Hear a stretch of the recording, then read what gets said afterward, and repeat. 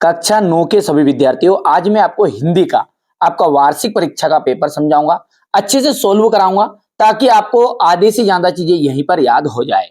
चलिए तो शुरुआत करते हैं। छायावाद के प्रवर्तक माने जाते हैं। छायावाद के जो प्रवर्तक है वो है जयशंकर प्रसाद। ठीक है। प्रेम वाटिका के रचनाकार, यानी कि प्रेम वाटिका किन्होंने रची थी? रसखान की एक रचना है। कोई आपसे पूछने की रसखान की रचनाएं बताइए तो प्रेम वाटिका आप बता सकते हैं। रसात्मकम वाक्यम काव्यम, ये परिभाषा किसने की है? तो ये परिभाषा आचार्य विश्वनाथ ने दी थी। ठीक है। काव्य के बारे में रसात्मक वाक्यम काव्य में रस से युक्त वाक्य ही काव्य कहलाता है। चलिए अगला पढ़ते हैं। किस जानवर को क्रोध नहीं आता? तो गधे को कभी भी क्रोध नहीं आता है। माता पिता में कौन सा समास है? तो द्वंद्व समास है। देखिए जैसे दिन रात, ठीक है, माता पिता, ये सारी चीजों में कौन सा समास रहेगा? आपका द्वंद्व समास रहेगा। मृत्यु का तरल दूत कौन था?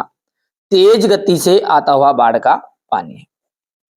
चलिए, सोने का घड़ा यदि शराब से भरा हो तो जो सज्जन है ना उसकी निंदा ही करेंगे। यहां पर जाएगा आपका सज्जन। ठीक है।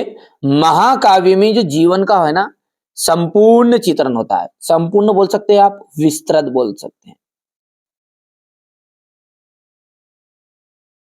सूर्य का तद्भव क्या है? देखिए सूर्य का जो तद्भव है ना सूरज है। चांद का चंद्रमा है। ठीक है भैया।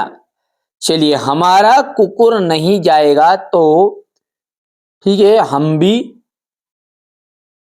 नहीं जाएगा। यहां पर जाएगा हम भी। प्रातः काल दोनों मित्र डेडेस में बंद कर दिए गए। कांजी हौज में। कांजी हौज में। दो बेलों की कथा जो गद्य की कौन सी विधा की रचना है? कहानी। कौन सी? कहानी। अच्छे से ध्यान से समझिए। ठीक है, जो चीजें बता रहा हूं आप तो ध्यान पूर्वक समझिएगा, अच्छे से कंप्लीट करेगा, क्योंकि 75% यही पेपर आपको परीक्षा हाल में देखने को मिलेगा। मैं आपको है ना 4 पेपर प्रोवाइड करा रहा हूं। यहां से देखिएगा सेट ए था, ये आपका सेट बी रहेगा, और ये सेट सी है, और ये सेट डी है। 4 तरह के पेपर जो बच्चा कर लेगा ना 100% बिल्कुल गारंटी है, उस बच्चे को टॉपर बनने से कोई नहीं रोक सकता। और मैं समझाऊंगा, मैं करा रहा हूं आपकी मदद पूरी 100% बिल्कुल फ्री में। सारे नोट्स 1 से लगा के 23 तक के क्वेश्चन के। चलिए पंचवटी। पंचवटी की बात करें तो पंचवटी है आपका खंड काव्य। दो बेलों की कथा, ये क्या है हमारी? यह प्रेमचंद्र जी इनके कथाकार कहानी है, पर यहां पर ये प्रेमचंद्र इनके रचनाकार है। विद्यालय में कौन सी संधि पाई जाती है? देखिए विद्यालय का यदि आप संधि विच्छेद करोगे ना तो विद्या धन आलय, और यहां पर जो संधि रहती है वो सूर्योदय। ठीक है। ये आपका विद्यालय है, पुस्तकालय है, इन सब में आपकी जो संधि रहती है वो रहती है दीर्घ संधि। पोतुहू की पहली संतान लड़की पर दादी, तो ये आपका हो जाएगा चौथा। कई अंकों वाली रचना, जिसमें 1 से ज्यादा अंक रहता है ना उसे कहते हैं अपन नाटक, और 1 अंक वाली रचना को हम कहते हैं एकांकी। क्या कहते हैं भैया? जिसमें केवल, अच्छा अंक का मतलब क्या होता है? एपिसोड बोलते हैं ना, बोलते हैं नाटक में। सुना सुना पिछले एपिसोड में आपने ये देखा, चलिए एपिसोड नंबर 2 24 बोलते हैं ना, एपिसोड 1 एपिसोड 2, ये क्या है आपकी नाटक में एपिसोड चलते हैं, ना कि एकांकी में। एकांकी में केवल एक ही अंक होता है। टोपी से ज्यादा कीमती जो होता है वो जूता होता है, तो यहां पर देख लीजिएगा आपका छठा आ जाएगा। नई कविता में खड़ी बोली में रचनाएं अधिक की गई है। बिल्कुल आपकी ये सत्य बात है। रस युक्त वाक्य ही काव्य है, ये कथन आचार्य विश्वनाथ का है। सत्य है। झूरी गया का साला था, बिल्कुल राइट बात है भैया। हिमालय दीर्घ संधि का उदाहरण है। हिमालय जो है, बिल्कुल अभी तो मैंने बताया था, पुस्तकालय हो गया, हिमालय हो गया, विद्यालय हो गया, तो ये सब क्या है, ये दीर्घ संधि के ही उदाहरण है। चलिए अगला देखते हैं। रिलीफ डॉक्टर ने नाव में कुत्ते को बैठा लिया था, ये कहलाएगा आपका असत्य। हजारी प्रसाद द्विवेदी द्विवेदी युग के निबंधकार हैं, ये हो गया असत्य। अगला देखते हैं अब। ना खाकर प्राणी क्या बनेगा, अहंकारी।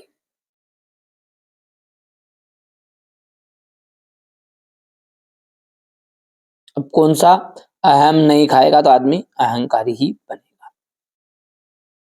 नायक के वृहद, वृहद ने क्या होता है, संपूर्ण जीवन का चित्रण किस काव्य में किया जाता है, सब जानते हैं। ऐसा काव्य जिसमें संपूर्ण जीवन का चित्रण होता है उसे हम कहते हैं महाकाव्य। सांड को देखते ही कौन भयभीत हो गए, हीरा और मोती।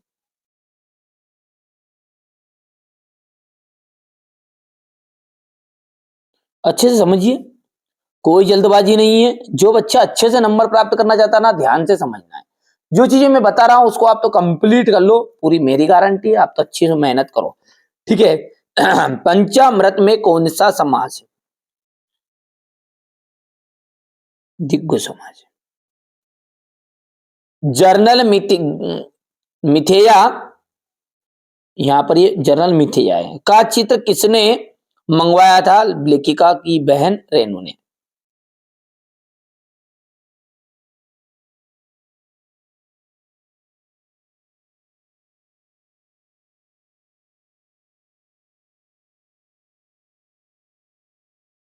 हजारी प्रसाद द्विवेदी किस युग के लेखक है, देखिए हजारी प्रसाद द्विवेदी जो है वो छायावाद के लेखक है।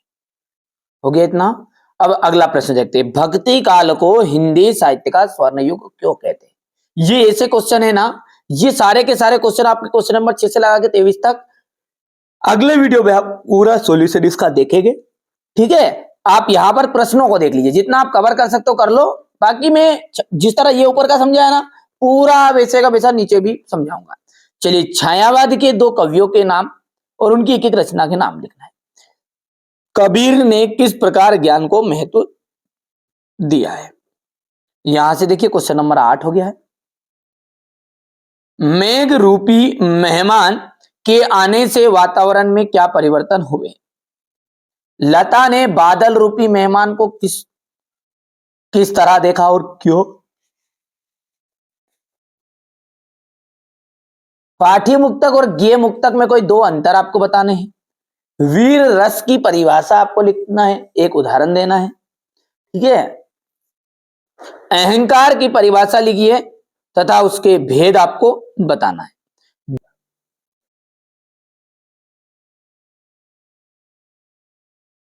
हो गया इतना। इसके बाद में ये छठे का अथवा है, बढ़िया से कंप्लीट करना है ना। आप तो बहुत ही सरल है, सिंपल तरीके से आप कर सकते हैं, कोई ज्यादा समझाने की जरूरत नहीं रहती हिंदी में, और बहुत ही सिंपल सिंपल सरल सरल चीज शब्दों में यहाँ पर लिखवाए हैं ताकि आप पढ़ो, जिसमें याद हो। ये आपका क्वेश्चन नंबर 8 रहेगा, ठीक है।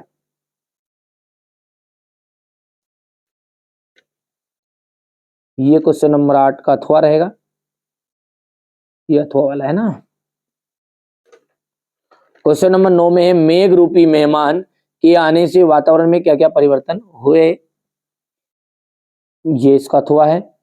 लता ने बादल रूपी मेहमान को किस तरह देखा और क्यों। पाठ्य मुक्तक और गेय मुक्तक में अंतर, यहां से यहां तक हो जाएगा ये।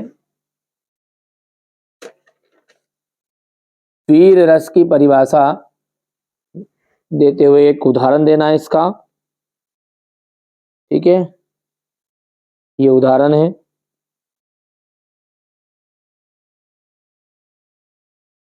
इसके बाद में है क्वेश्चन नंबर 11 और ये इसका अथवा जाएगा दोहा छंद की परिभाषा उदाहरण से। ये यहां से रहीमन पानी राखिए बिन पानी सब सून, पानी गए ना उबरे मोती मानस चून। ठीक है। इसके बाद में गद्दी किसे कहते हैं, ये क्वेश्चन नंबर आपका 12 है। मैंने यहाँ पर है ना कम से कम आपको शब्दों में लिखवाया है ताकि आपको नंबर भी अच्छे आए और फालतू की चीजों से आप बचे रहे, है ना, ताकि आप परीक्षा देने जब जाओ परीक्षा हाल में तो बिल्कुल वही चीजें आपको देखने को मिली।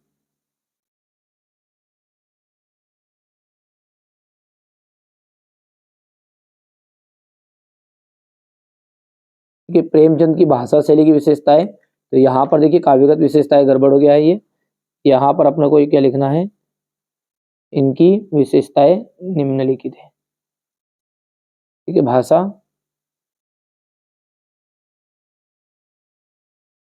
ये शैली हो गई है।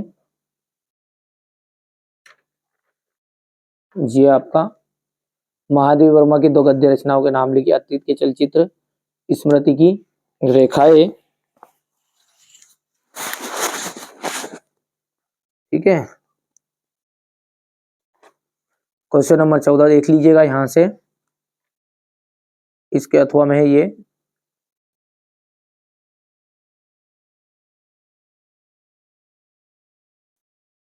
क्वेश्चन नंबर 15 है। ये क्वेश्चन नंबर 15 का अथवा।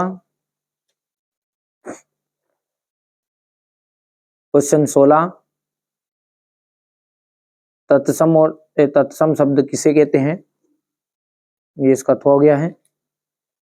बाढ़ की सही जानकारी लेने, ठीक है, लेने और बाढ़ का रूप देखने के लिए लेखक क्यों उत्सुक था। यहां से क्वेश्चन नंबर ये 17 आपका।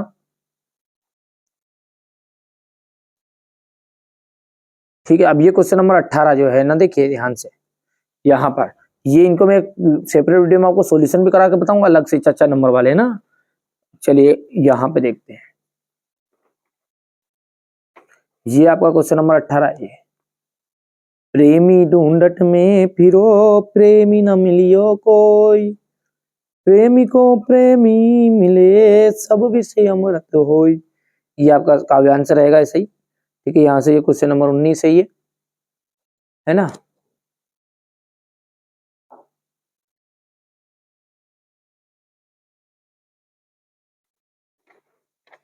ये इसका अथवा है यहाँ पर। ये क्वेश्चन नंबर 21 हो गया। ये क्वेश्चन नंबर 22 और ये 23, टोटल 23 प्रश्न है। ठीक है। तो यहां से अपन आगे देखते हैं। क्वेश्चन नंबर 18 हो गया है। यहां से इसका भावार्थ हो गया है।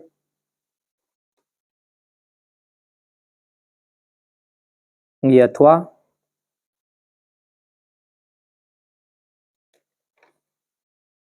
ये क्वेश्चन नंबर 19,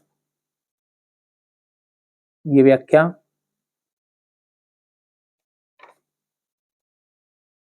ये इसका अथवा, ये व्याख्या हो गई है। क्वेश्चन नंबर 20,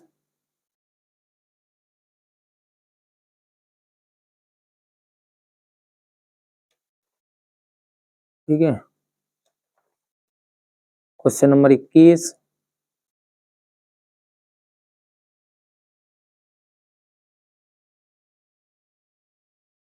ये अथवा,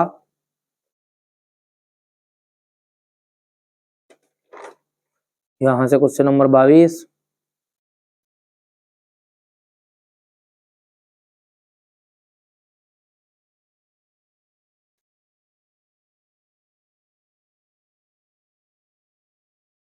ये इसका 22 हो गया। यहां से